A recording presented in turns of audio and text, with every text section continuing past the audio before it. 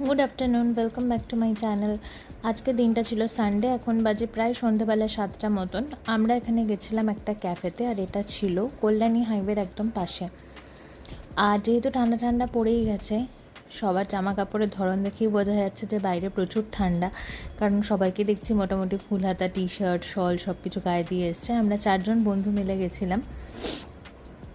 Basically আমরা ভেবেছিলাম ওখানে গিয়ে চা খাবো, বাট গিয়ে দেখলাম এত ভালো ভালো ডিলিশিয়াস ফুড রয়েছে। আর ওখানে গিয়ে আমাদের আরও দুজন বন্ধুর সাথে দেখা হয়ে গিয়েছিল, তো সবাই মিলে ওখানে আমরা ফার্স্টেই খেয়েছিলাম চা, যেটাই আর কি ওখানে বিখ্যাত। কারণ যেহেতু হাইওয়ের পাশে ধাবা টাইপের, তো ওখানে চাটাই সব থেকে বেশি ফেমাস। আর আমরা 3জনে গরম গরম চা খেয়ে নিলাম। চা খাওয়ার পরে আমরা দেখছিলাম মেনু কার্ড যে ওখানে কী কী রয়েছে। আর চায়ের ভাঁড়গুলো দেখছোই খুবই বড় বড়, এক একটা চা ছিল 20 রুপিস করে। আমরা গল্প করতে করতে চা খাওয়া কমপ্লিট করলাম। তো ওই 2 বন্ধুর সাথে এসে দেখা করলাম আমরা। তো ওরা খাচ্ছিল ফ্রেঞ্চ ফ্রাই, আমাদেরকেও অফার করেছিল, আমরা কিছু খেলাম। আর তারপরে হচ্ছে গিয়ে মেনু চার্ট, অনেক কিছু ছিল আর খুবই রিজনেবল প্রাইসের মধ্যে ছিল।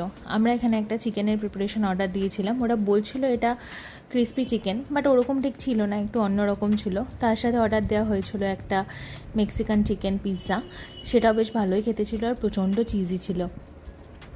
আর প্রত্যেকটা ফুডই খুব ডিলিশিয়াস ছিল। তোমাদের একটা করে ফুড ক্লিপ দিয়ে দিলাম, দেখে নিও।